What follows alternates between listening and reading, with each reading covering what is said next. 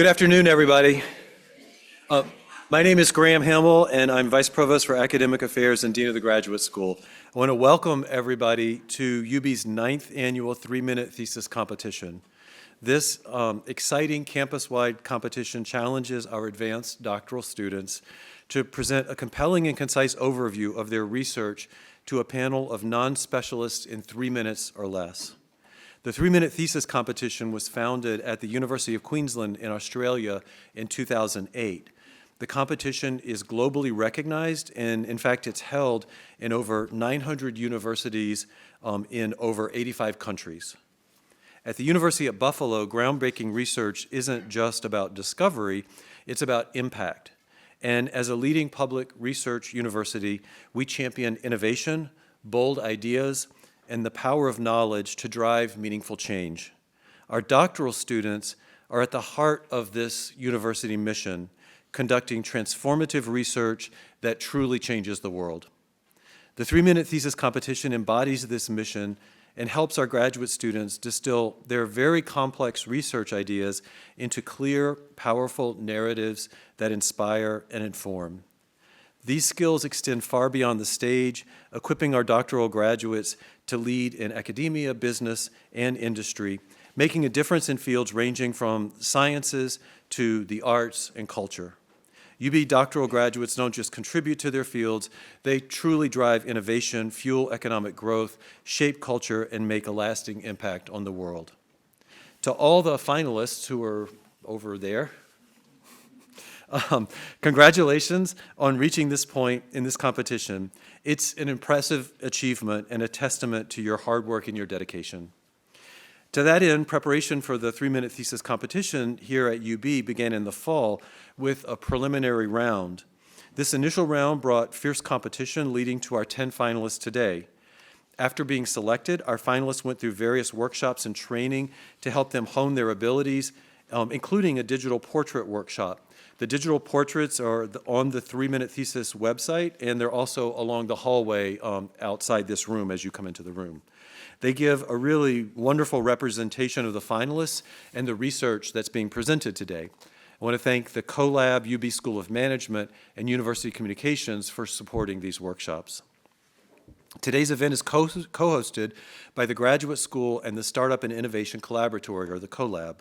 Thanks to the CoLab for funding the prizes this year, and thanks to all the staff who worked to host this event, and thank you to all our campus partners for your work in promoting this event through our university-wide campaign.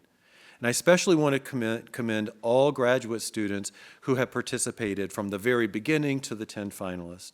There's been a remarkably positive response to this event from students and faculty who recognize the importance of doctoral education to the university's research mission. So I'm honored to welcome our esteemed panel of judges up front from the community. Thank you for taking the time to participate in today's competition. I would also like to welcome our audience from campus here in this room and all over the globe, people who are watching today over our live stream. You can find the bios of our MC, judges, and today's contestants on the 3MT website. I know you're eager for the competition to begin. I am too. So I'd like to introduce our MC, Joseph Stefko, a UB Triple alum and president and CEO of One Rock and president of the UB Alumni Association Board of Directors. Joseph will introduce the judges and the participants in today's competition.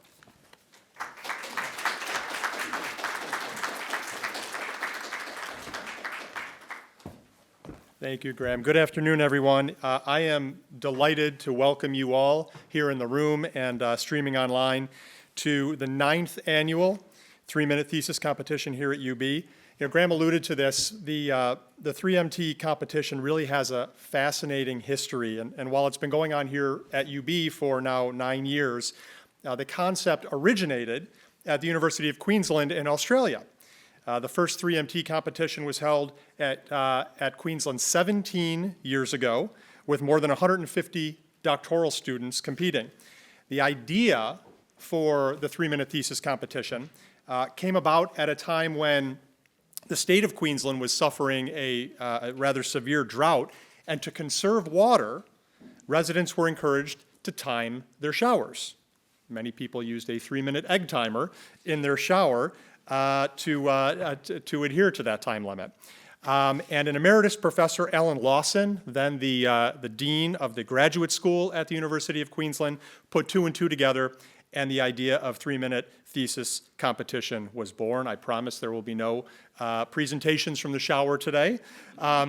But since 2011, 3MT's popularity has exploded. Today, these competitions are held literally at hundreds of universities worldwide. So the PhD students that will be presenting their research to you today will be judged on 3 criteria. First, their communication style. Was the research communicated in a language appropriate to a non-specialist, a non-technical audience?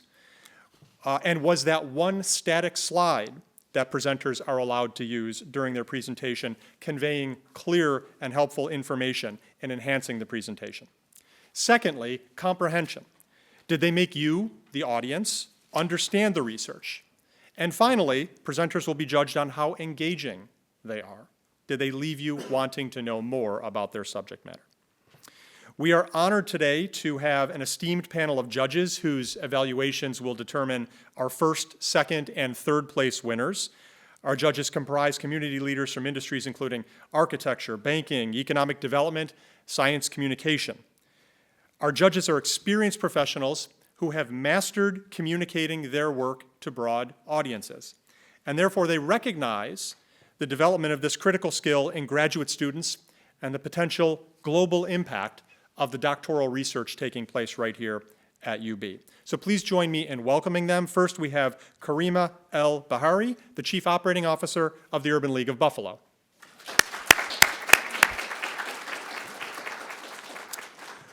Next, we have Ben Ryan, Chief Science Officer at the Mind Science Foundation and winner of the 2020 3MT competition here at UB. Next is Elise Skurger-Siegel, Strategic Designer and Senior Vice President at M&T Bank's Office of Innovation. And we have Chris Whitcomb, Communication Strategist with Canon Design.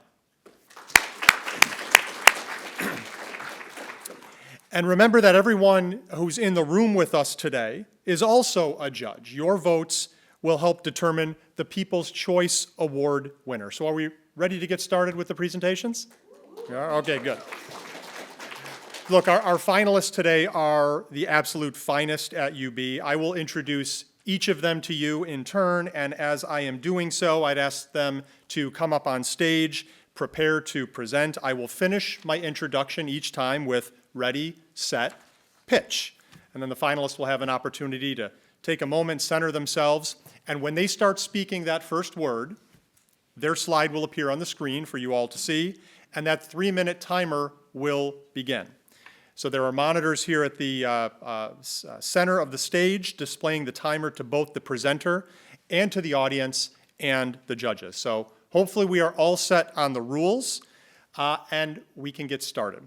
Starting us off will be Samantha Wallace from the Graduate School of Education. In addition to being a doctoral student, Samantha teaches first grade, and she is driven by an interest to improve math learning for her students. She's with us today from Alabama, joining us remotely, where it is no doubt a little warmer than it is here in Western New York.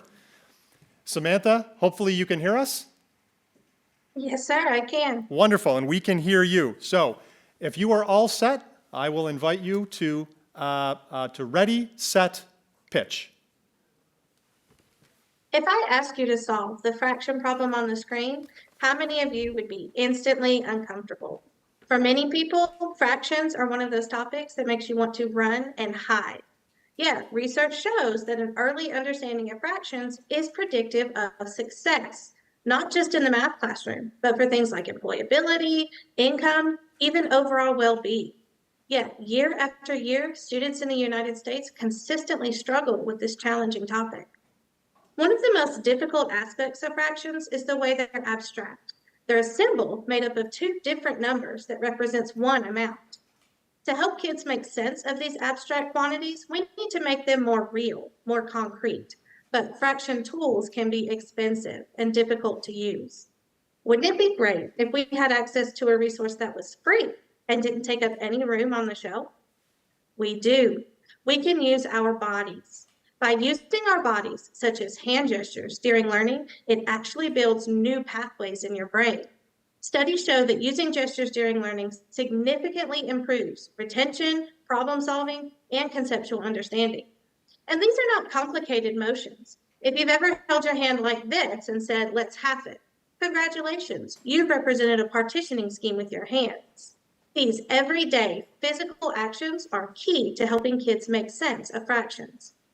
But how do we know which gestures are the best ones to use?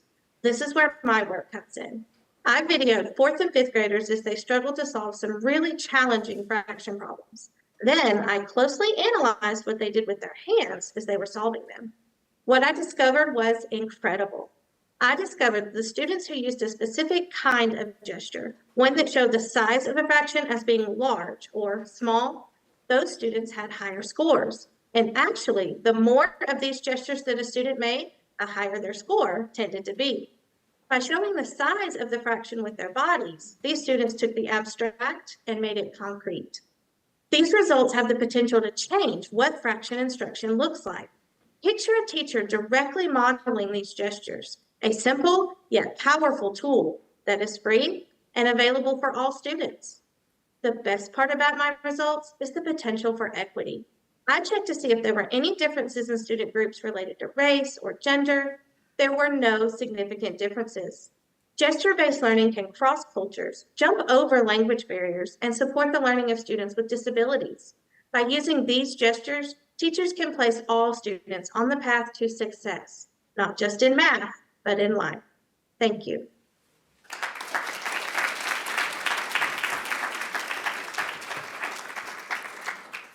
Thank you very much, Samantha, for presenting that inspiring research and tools that I wish I had when I was in 4th and 5th grade. That would have been very helpful. Judges, we'll give you a moment to take your notes. And when you're ready, just look up at me and we will move to our next presenter.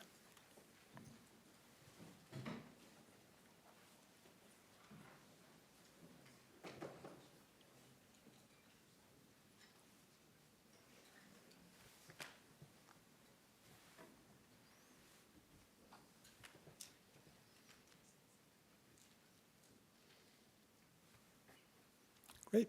Well, next up is Guangpeng Su from the Physics Department in the College of Arts and Sciences.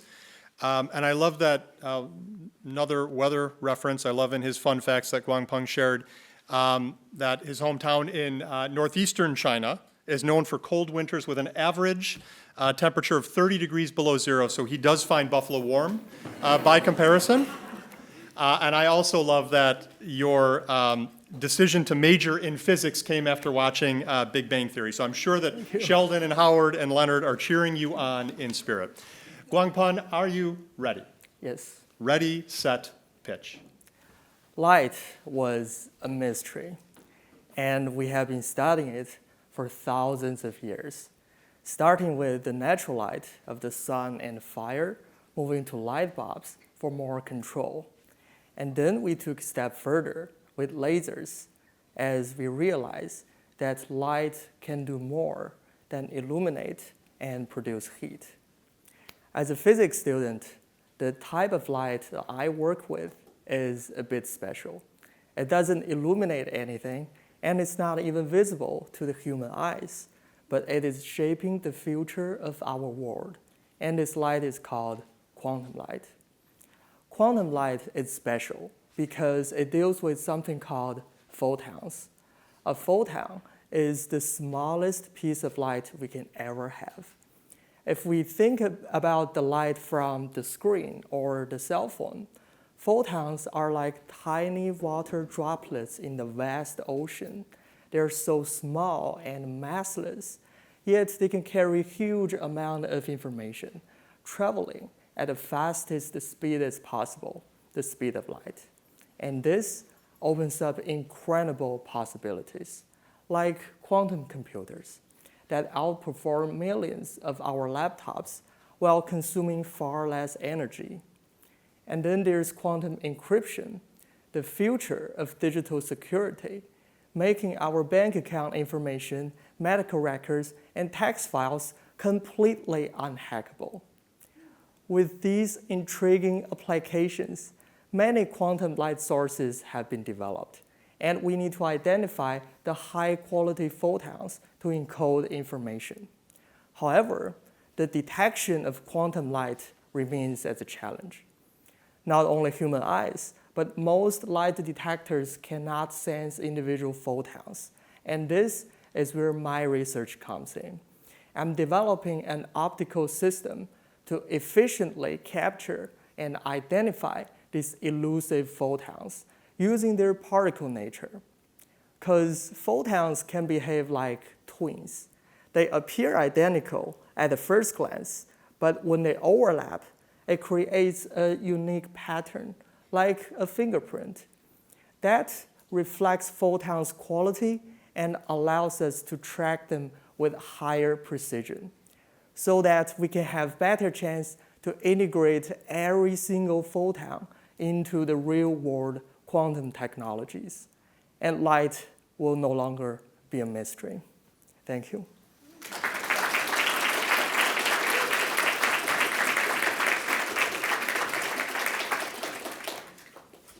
Thank you very much, Wang-Peng.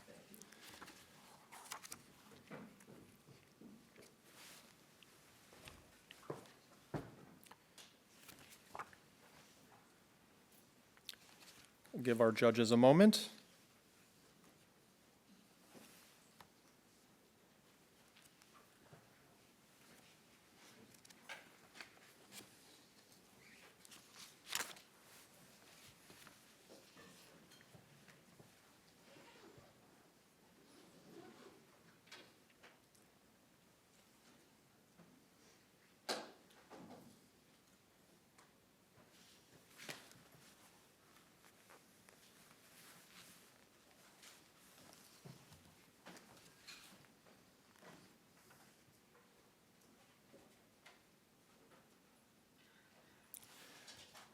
Next up is Anargya Das from the School of Engineering and Applied Sciences. From Kolkata, India, Anargya has actually lived out every soccer fan's dream, having played soccer in an English Premier League stadium. Can I ask you which stadium it was? Etihad, Manchester City. That's phenomenal. Well, Anargya, are you all set? Yes. Ready, set, pitch?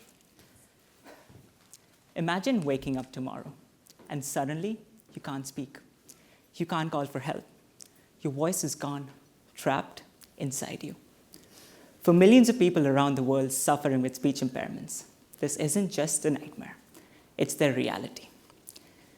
But what if I told you your thoughts could turn into words? You can speak again, not with your mouth, but with your mind. This is where my research comes in. I work with wearable devices called brain-computer interfaces, or BCIs in short. These devices can capture your brain's electrical signals by placing tiny sensors around your head, thankfully without drilling a hole in it. Our brain signals are like secret codes, unique to each one of us. They carry valuable information related to everyday tasks, like speaking. But unlike most secret codes, we don't have a guidebook to decipher our thoughts. This is why I leverage the power of AI to uncover patterns by showing them countless examples of brain activity paired with spoken words, ultimately transforming thoughts into speech. It took more than 2 years and countless iterations, but in the end, I was able to create a device that is roughly the size of a quarter. This device can turn your thoughts into speech using AI. But AI requires a lot of data, and this is why I've collaborated with speech-language pathologists to create new procedures to collect this data. By combining the expertise of healthcare and technology, we have now started collecting data here in Buffalo to enhance the accuracy of AI. What's truly exciting is that my research doesn't just stop at helping people with speech impairments. It has the potential to go beyond and help us interact with the world in a different way. Picture a future where typing, clicking, or even using your voice commands are obsolete, as information flows directly from your mind to devices all around you. The potentials are endless. My work brings us one step closer to making this a reality. So, I'll just leave you with one question. How would you change your life if all you had to do was think? Thank you.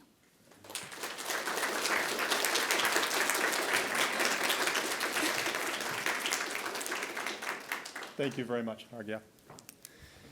Well, we are only 3 presentations in, and I am astonished, though not surprised, at the level, caliber, and applicability of the research that, that these students are engaged in. Wonderful job, and it also gives me pause as I think about your research potentially pulling the voice in my head out, right? So sometimes your inside voice needs to stay inside. Next up is Isaac Colding. From the English department in the College of Arts and Sciences. Isaac hails from Prineville, that's in Oregon, right? Isaac is pursuing a career in education, potentially with an education or arts-related nonprofit. Isaac has done lots of theater in college, also plays the guitar, something that I have been trying unsuccessfully to do for 5 years, so I appreciate that skill. Are you all set, Isaac? I think so. Ready, set, pitch. How do you tell whether a novel is good or bad? In 1852, this novel, Uncle Tom's Cabin, was published, and it deeply moved people in the US and across the world. It was also pure propaganda. It used the rhetoric of the radical abolitionists, the activists who fought slavery. But even though it was propagandistic, it was still considered a masterpiece by many critics. That's in 1852, but by 1900, this same exact book is an embarrassment. It's lousy art, largely because it was so propagandistic. So in 1852, a novel could be good literature and propaganda. And then by 1900, good literature and propaganda are 2 separate things. So why did this happen? I didn't think that cultural historians have told the whole story yet. So I combed through hundreds of historical documents to identify the specific kind of rhetoric used by radical abolitionists, the rhetoric that made this book such propaganda.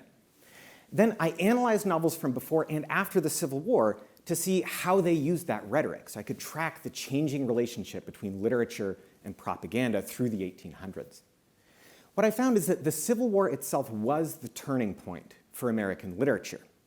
It was the moment when critics and novelists began moving away from this idea that good literature could be propaganda. But why would the Civil War have this effect? Well, the radical abolitionists believed that revolutionary change could help perfect America. The Civil War was certainly revolutionary, but it was also violent and traumatic. By the time it was over, it became clear that the United States was still very far from being perfect. In reaction to this political reality, novelists began making fun of the abolitionists, showing abolitionist-style characters struggling and failing to achieve radical and positive social change. They began to express a new kind of pessimism about the very possibility of radical, positive social change. And these attitudes about this pessimism was a sign of artistic integrity, artistic honesty. And these ideas still structure the way that many people talk about literature, even today. So, how do you tell whether a novel is good or bad? My research reminds us that it's not just a question about whether you thought a book was fun or whether you happened to like it. These are deeper questions. They're questions about our politics and our values, about what we as a culture believe is true and good. You can learn a lot about history by memorizing facts and statistics. But my research is important because you can only truly understand our culture if you understand the stories that we like to tell about ourselves. Thanks.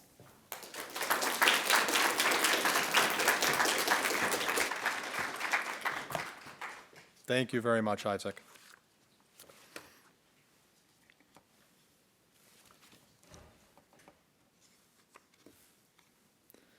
We'll give our judges a moment.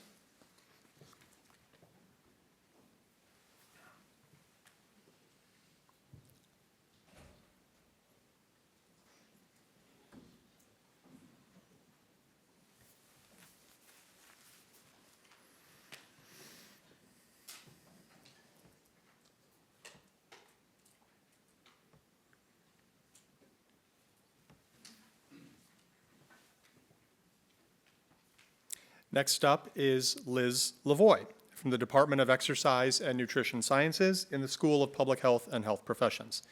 Liz is an athletic trainer. She has lived in 10 different towns across 4 New England states, and I noted had quite a prolific concert attendance record since coming to Buffalo, including seeing Genesis and Queen. I am jealous. It was awesome. I'm sure it was. Liz, are you ready? As ready as I can be. Ready, set, pitch. Women in the military are risking their lives every day despite not being set up for success. But what do you mean? They attend initial training, have required exercise, and provided with equipment. While all that's true, military training and equipment have been based on males' height, weight, and fitness capabilities, which generally differ from that of females. Imagine carrying a backpack like this one and struggling to keep up with those around you. Or with that same backpack, the hip belt designed to take the weight off of your shoulders can't be tightened enough to do so, leaving all the stress on your shoulders and upper back. But why is this important? It ultimately boils down to 2 things: injuries and money. Female warfighters are 1.3 to 2.5 times more likely to sustain an injury than their male counterparts, which equates to about 53% of females to 42% of males. Injuries not related to war cost the military over $3.7 billion each year. Reducing the disparity in injury has the potential to save over $400 million each year, which could benefit taxpayers. But how do we reduce this disparity? That's where my research comes in. In order to reduce the disparity, we have to understand if and how military activities affect females and males differently. Heavy backpacking, a common military activity, is known to increase risk of injury. But does it affect males the same way as females? My research has investigated the effect of heavy backpacking on gait and balance to determine if there are differences between the sexes.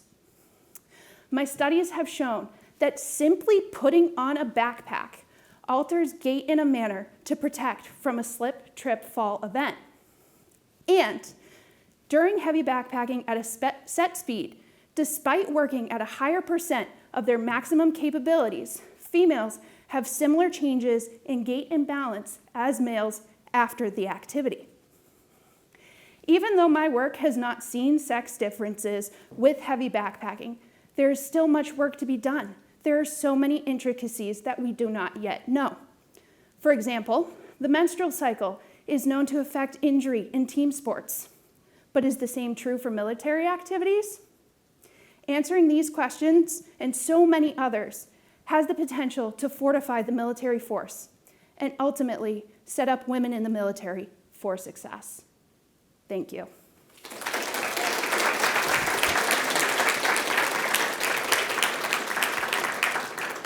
Thank you. Thank you, Liz.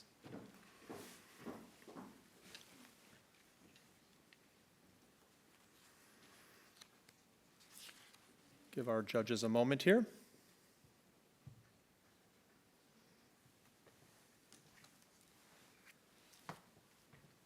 So folks, we're halfway through. That's 5 of our 10 finalists. If you can join me in giving those first 5 a round of applause. Fascinating research and presentations. Great job by all of the presenters thus far.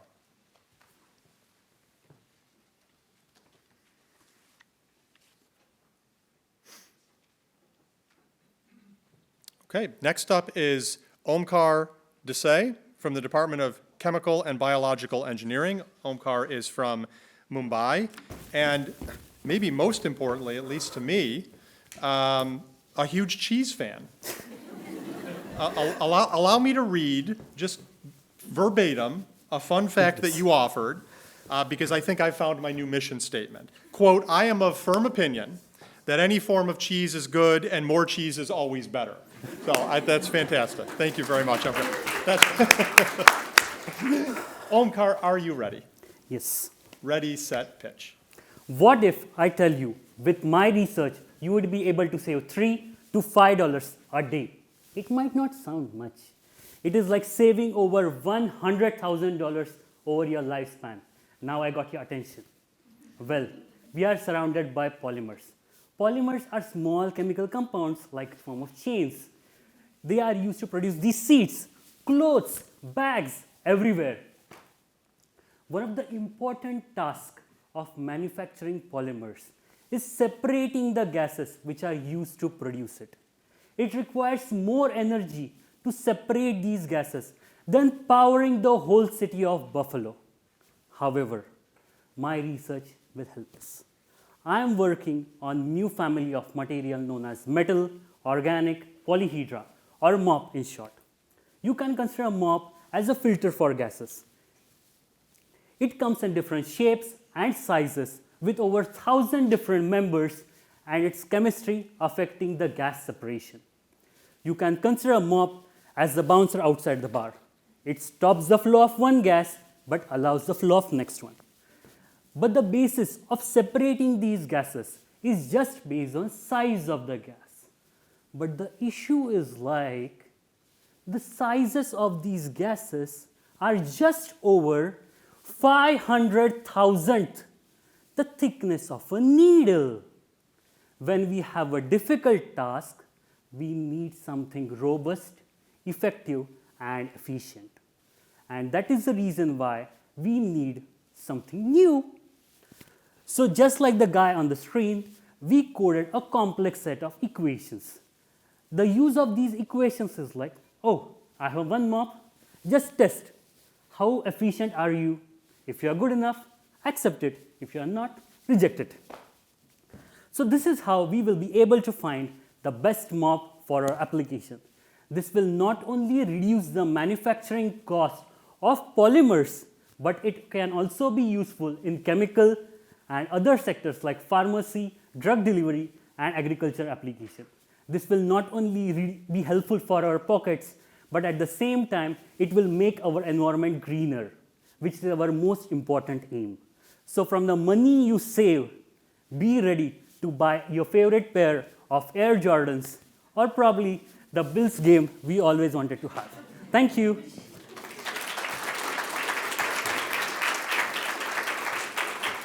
Thank you, Omkar. Bonus points for the Buffalo Bills reference. Thank you. We'll give our judges just a moment.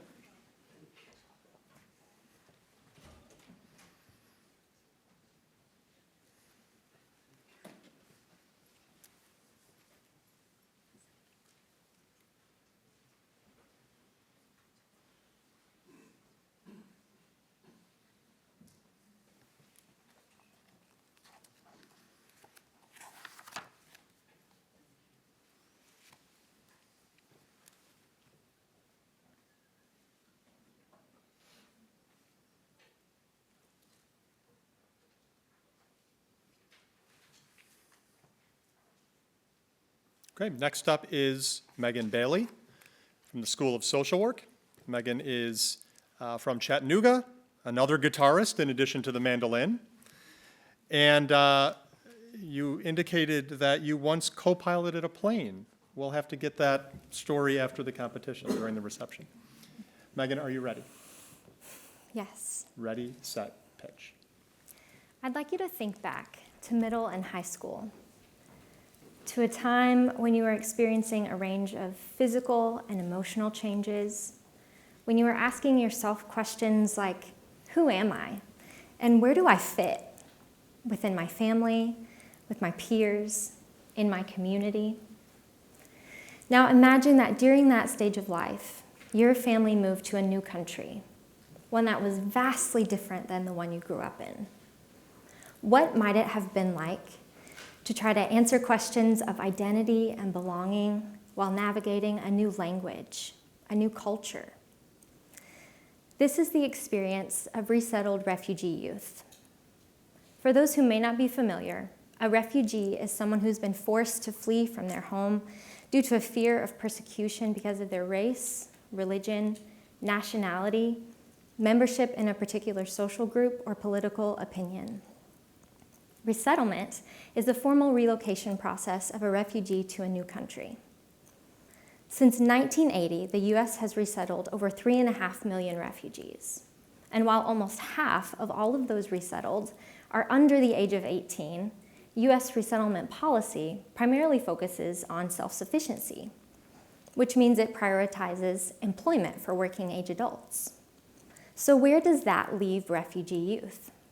What supports are available to them as they wrestle with questions of identity and belonging in this new context? To help answer these questions, I've been asking refugee youth to reflect on the role of activity in their lives. And their responses are highlighting that participating in an activity provides the opportunity and space for them to help answer questions of who they are and where they fit. Like Michael, who has grown in confidence and a deeper connection with his parents through the game of basketball.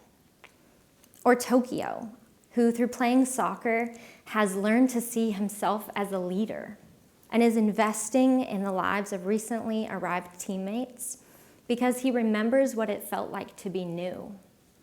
Or Burns, who through performing and acting on stage has developed a vision for his future and a sense of purpose. Their stories and experiences direct us to the development of policies and programs that better support them, that help them cultivate a sense of identity, that help them forge relationships and a sense of belonging within their family and peers and community, that help them not just survive, but thrive. Thank you.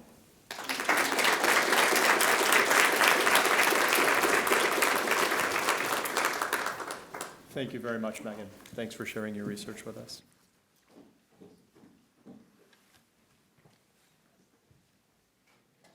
We'll allow our judges a moment to take notes.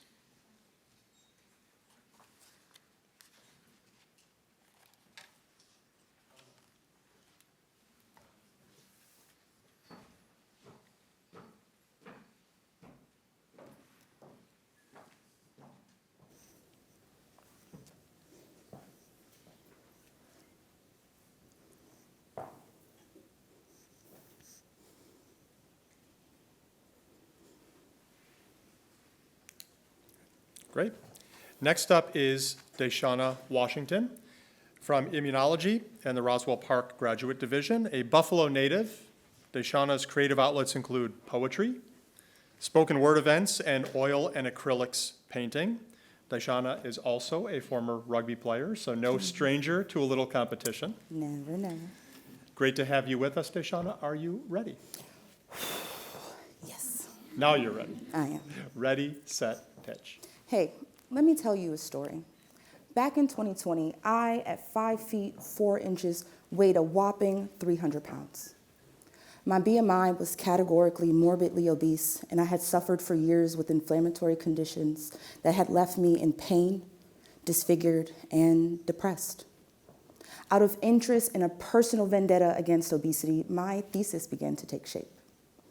Obesity is an ongoing epidemic. Researchers projected that in 2030, just 5 years from now, the prevalence of obesity will rise to 49%. That's nearly 1 in every 2 individuals will be obese. As a young researcher, I went looking for solutions to my ailments, and what I discovered was that I, like 1 billion other people, was suffering from one of the many negative health outcomes linked to obesity-induced immune dysfunction. Now, all this just means is that, unfortunately, obesity is making your immune system weak. But imagine this in individuals fighting for their lives from deadly diseases such as cancer. The risk to these individuals becomes that much greater. Now, typically, our immune system will fight to protect us against cancer and other pathogens, all while remembering everything it has encountered throughout our lifetime. Just like people, our immune system has its own memory, as well as key immune cells that can aid in our protection or work against us. If we were to imagine you are Superman, obesity is our kryptonite. When exposed to our kryptonite, it can recruit alternative immune cells and supercharge them to work against us for our disease instead of inducing protection. Our once great, once strong immune cells capable of fighting back cancer are now overworked and exhausted from constant exposure to our kryptonite. I wondered how this would affect patients battling lung cancer, the most deadliest disease in 2024. In fact, since 1950, lung cancer has been the leading cause of cancer-related death, with obesity contributing to worse survival rates. Throughout my research, I hope that I can help people understand how obesity is making our immune system weak, but also serve as the foundation onto which we can turn our kryptonite into the red sun lamp that repowers our immune system, saving lives not only those with cancer, but informing people like me who suffered with obesity that our fight is also not over. Thank you.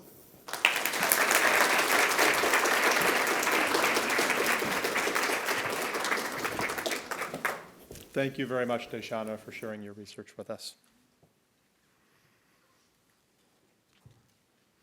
Allow our judges one moment here.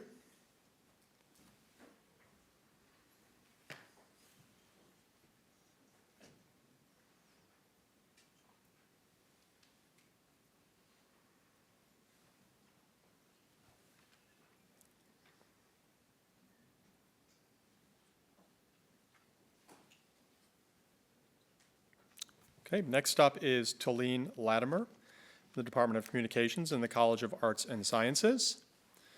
A Buffalo native, Talene began learning sign language in 2016, I believe, and you have been signing ever since. And Talene loves to read, and by that I mean Talene loves to read. Last year alone, she read 80 non-academic books. That is impressive. I think that's the definition of well-read. Talene, are you ready? I am. Ready, set, pitch. If you can keep your hand raised, who knows someone who's had Alzheimer's disease or dementia? You can break the 90-degree rule and look around really quick. I keep my hand raised with you as someone who was a caregiver for over 6 years. And as we lower our hands, I want to acknowledge this is an issue that's impacted the majority of the room. Alzheimer's disease and related dementias, known as ADRD, are terminal, and they affect 3 things: our thinking, functioning, and memory. 1 in 3 adults will develop this disease, and given the growing aging population, it's expected that those numbers will more than double in the next 20 years. Yet ADRD research lacks diversity. It focuses on mainly white and English-speaking populations.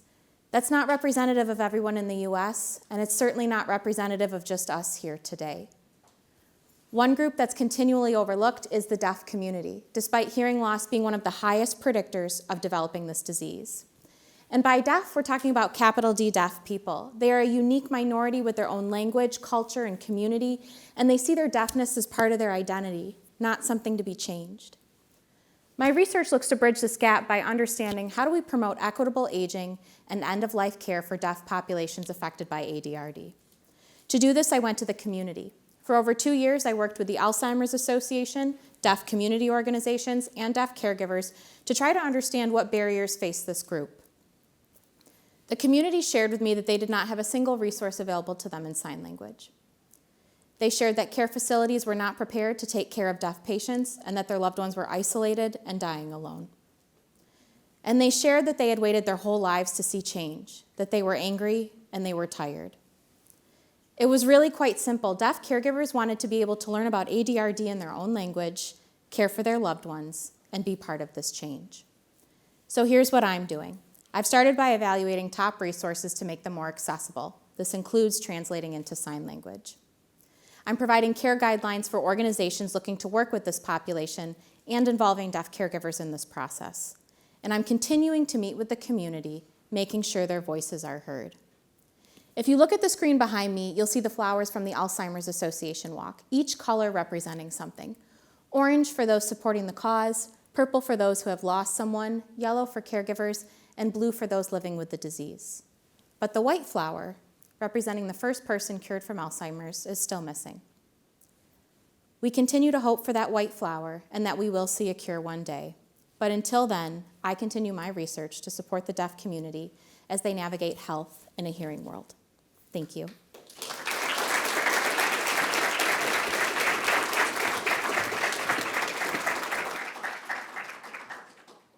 Talene, thank you for sharing your research with us.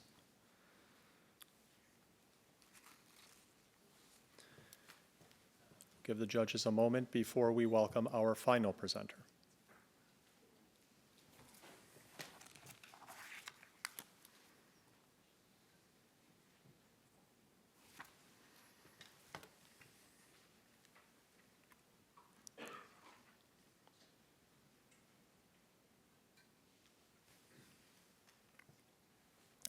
So next is Samantha Schwarz from the Jacobs School of Medicine and Biomedical Sciences.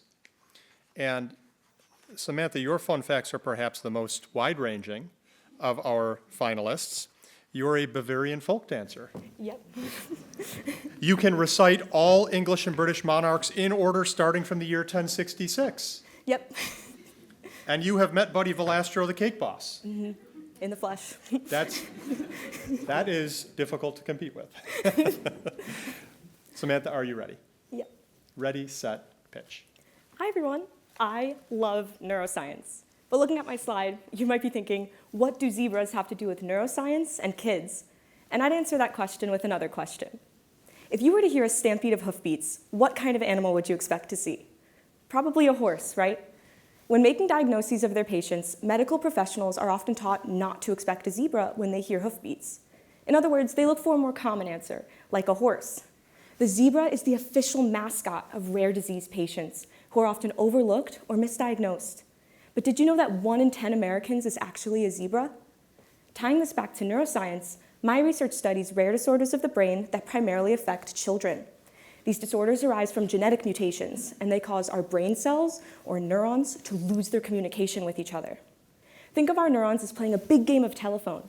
When information gets interrupted or misunderstood, then the whole message in the brain is lost. This is essentially what happens in kids like Jordan and Wyatt and Finley, who have these disease mutations, and it results in them suffering from seizures, developmental delays, and movement disorders. In extreme cases, it can even result in death. So in the lab, I grow both healthy and mutant cells in dishes, and I use a fun and super easy technique called cell-attached voltage patch clamp electrophysiology, which just means that I poke and zap the cells all day. I look at the smallest level of activity between the healthy and mutant cells to see where things are going wrong. Then I do my experiments all over again with neurons living happily in a mouse brain that have the same mutations as human patients. I stimulate the neurons, I listen to them play telephone, and from this information, I can see how the mutations are impacting brain function at a cellular level. The final part of my thesis is to add drugs and see if they can rescue mutant cell activity, basically to see if I can make them deliver the right message in their telephone game. My research has 2 main goals. The first is to raise awareness for these rare brain disorders. A lot of time, money, and resources go into treating the horses or more common diseases, but that doesn't mean we should overlook the rare ones because these patients are suffering too. Their voices should not get drowned out in a whole sea of cancer cures and heart disease treatments, and it's up to us to make sure their voices are also heard. The second goal is to help identify new treatment options for these kids. A lot of the current market drugs that are prescribed to them aren't that effective because they have more generalized effects. The drugs I'm testing would get to the root of the problem because they directly target the mutated cells. Now, these drugs are still experimental and can't be prescribed to patients yet. But if I can show that they have promise when being tested in the lab, then that's an important first step in getting these kids more viable treatment options. Because ultimately, this is who we're doing this all for. Kids like AJ and Maddie and Caitlin, they are our zebras, and we want to improve their quality of life by having their brains play telephone in a better way. Thank you.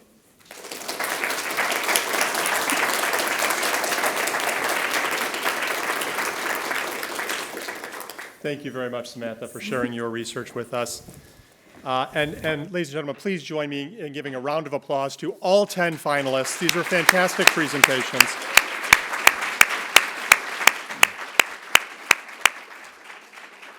And all of us with a connection to this university, whether you are a student, parent of a student, an alum, or a friend of the university community, these presentations and this cutting-edge work that is taking place by these doctoral students should give us all enormous pride at the discoveries that are being driven at this institution. So very exciting. Thank you to all the finalists for your presentations. So we have a little bit of work to do now. At this time, I'm going to have our judges retire back to their deliberation room, and I will say that I do not envy the task in front of you, but I'm sure you'll do a wonderful job. I would also like to ask each of the finalists that are here with us to head out into the hallway. We're going to do a group photo out there. Everyone else, please remain seated, and I will tell you your task in just a moment after we let our judges go.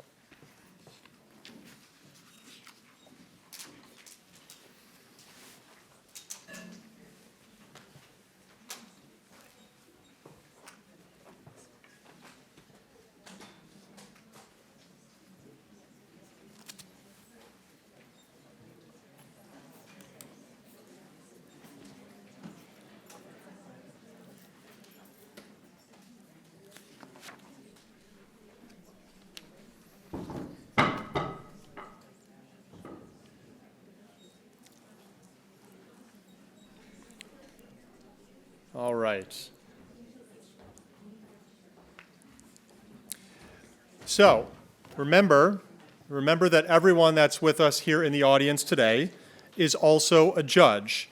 You're going to have an opportunity to vote for the finalists that you feel did the best job in communicating their research. There is one vote per attendee using that paper ballot that you were given when you arrived.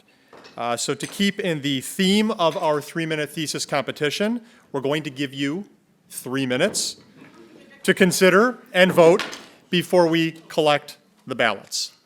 Good? All right, so then I will ask our official timekeeper. I can't see the clock, but we are live at 3 minutes. We're going to be ready to go? All right. So I'll ask our timekeeper, ready, set, vote.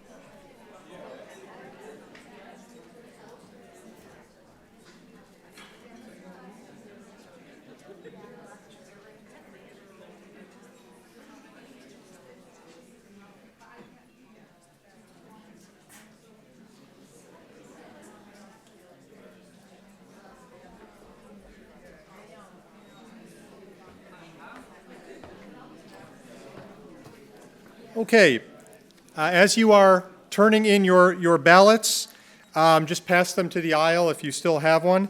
It is my pleasure to introduce Francisco Corti, who will be playing his composition accompanied by Jackson Rausch. Francisco is a composer and performer from Argentina who is currently pursuing a PhD in composition at UB. His main artistic focus is contemporary experimental music and writing for ensembles, soloists, and electronics. A few years ago, Francisco decided to explore the world more deeply by writing his own songs, which was an endeavor influenced by many artists, but he says especially Nick Drake, who is one of my favorites. That's great.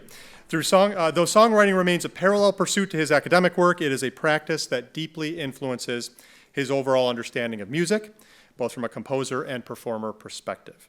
Jackson Rausch is an instrumentalist and composer currently pursuing a PhD in music composition at UB. Jackson, Francisco, thank you for being here. Thank you so much.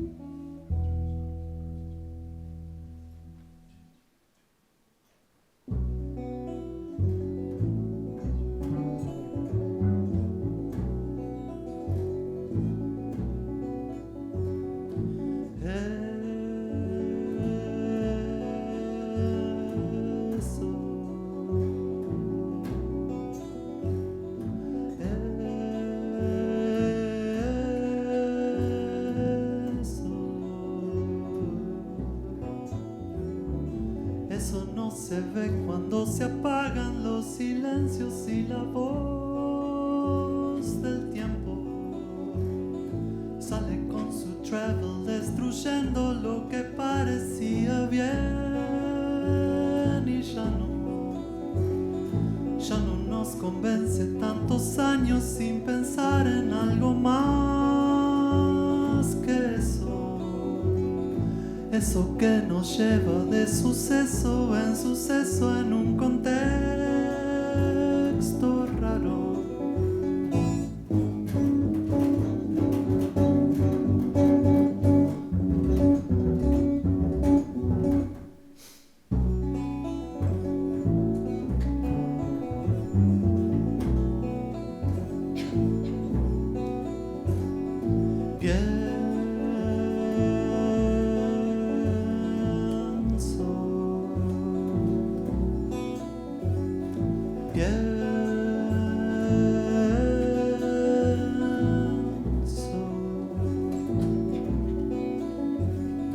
Pienso que tal vez no sea solo este lugar donde ya nada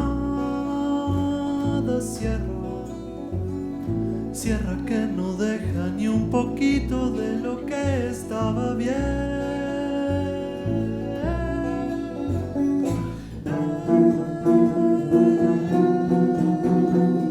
Ya no se ve cuanto más da. Ya estás ahí, si lo ves se perdió. Vientos de seda apagada este ardor. Cuánto miedo firme, no presagios lindos. Cuánto este sueño shrilling. Siento que se va.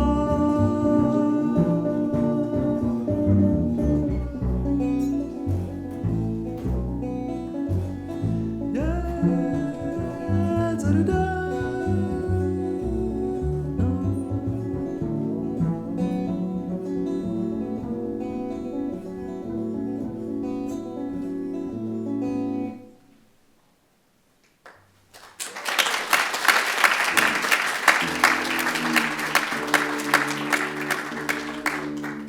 Thank you so much for having us. It's great being here. Congratulations to all the participants. Really inspiring and fascinating things. Yeah.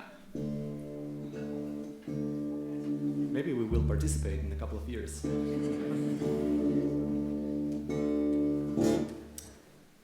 All right.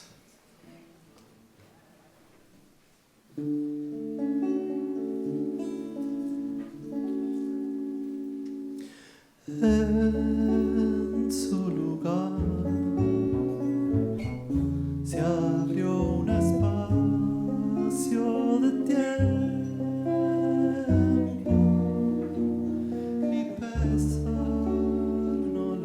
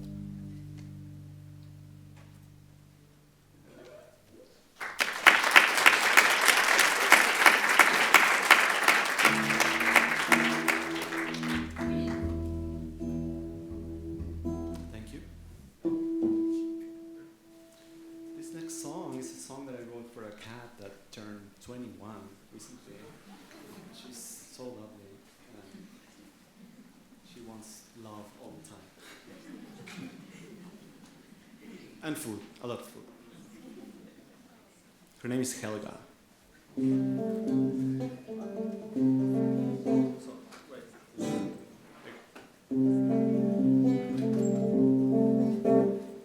Helga, hay que levantar, tienes que salir de mi falda, que tengo que ir a hacer muchas cosas y valquirias tiene hambre y no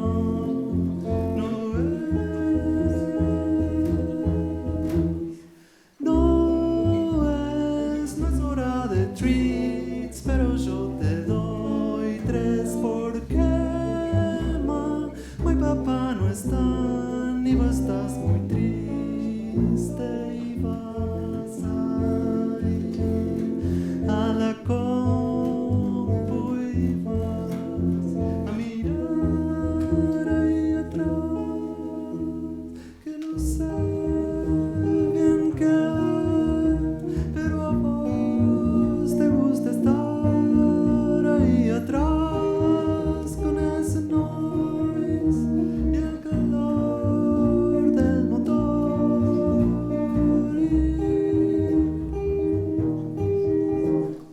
No es hora de treats, pero yo te doy 3 y basta ya de pedir que no sé qué hacer con vos.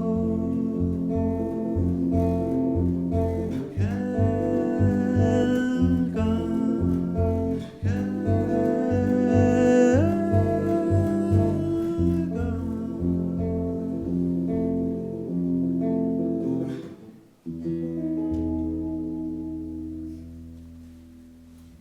Thank you.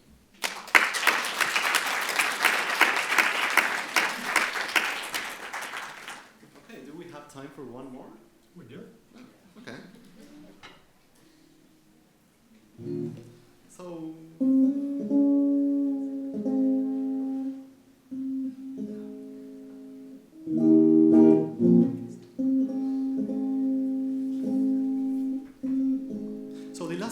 last song is called Cello Song. It's by Nick Drake.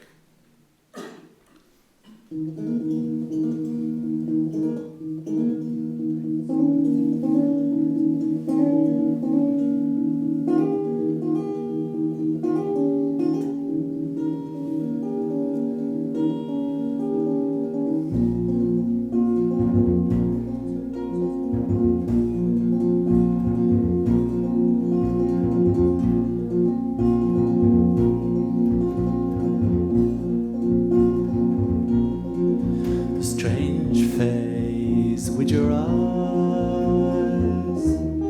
so pale and sincere. Underneath, you know well, you have nothing to fear. For the dreams that came to you when so young, told of a life where spring sprung.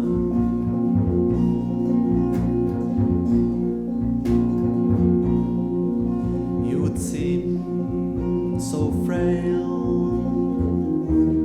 in the cold of the night, when the armies of emotion go out to fight. But while the earth sinks to its grave, you sail to the sky on the crest of a wave.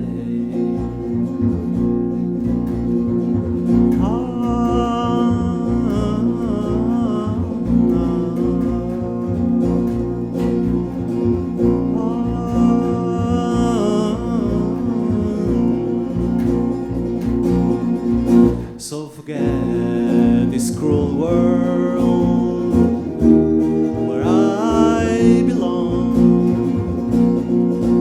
I just sit and wait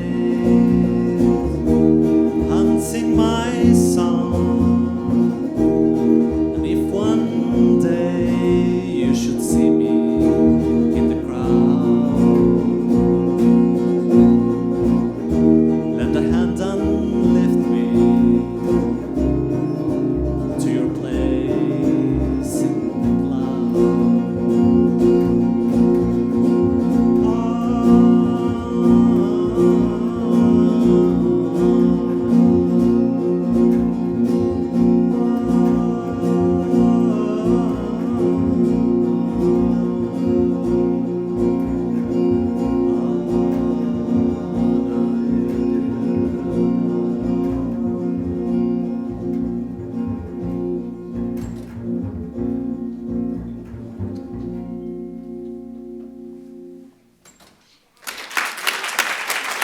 Thank you so much.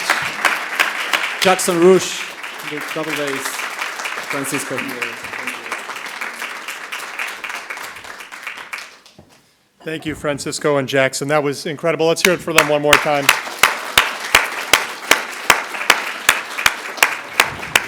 Thank you very much. So, perhaps not surprisingly, I told you the judges had a difficult job ahead of them. They are still deliberating. We'll take a break for a few minutes and reconvene when they are back with their decision. Don't go anywhere. They're going to enter the room in 2 minutes. I'll give them 2 minutes. Stay in your seats. Stay in your seats.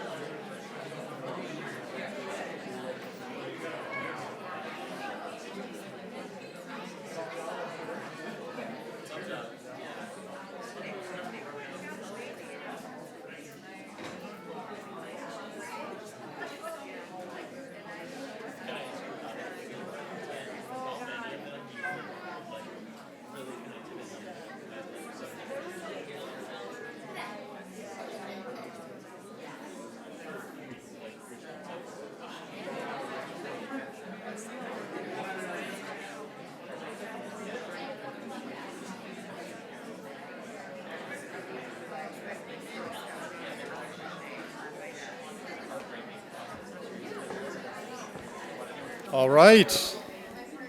All right. Well, our judges are back with us. Welcome back. And it's the moment that we've all been waiting for. So at this time, I would like to welcome back our Vice Provost for Academic Affairs, Graham Hamill, also Dean of the Graduate School, and he will begin the award presentations. Thank you.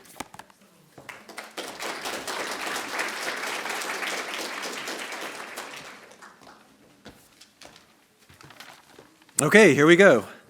I'm going to call the name of the third award winner, the second award winner, the first award winner, and finally the People's Choice winner. And when I call your name, if you would please come to the stage to receive your giant check. And it is truly a giant check. I don't think you can deposit it, actually. And if you would just remain on stage for a photo of all the winners at the after I make the announcements. So the third award winner is Samantha Wallace, Gesturing Towards Success, Embodied Fraction Learning. And so, Samantha, I don't know how to do this, actually, but there's a giant check for you. Congratulations.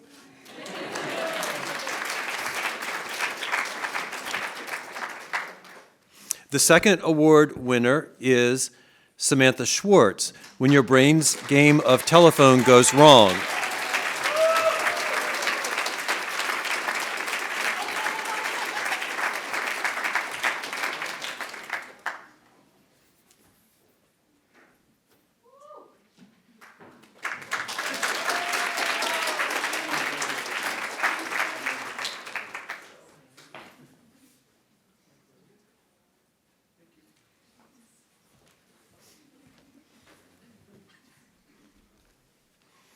And the first place winner is Talene Latimer,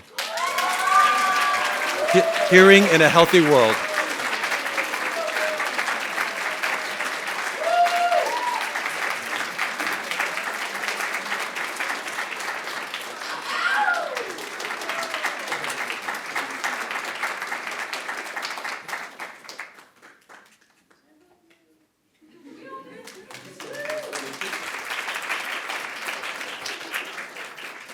Oh, and the audience choice, Talene Latimer.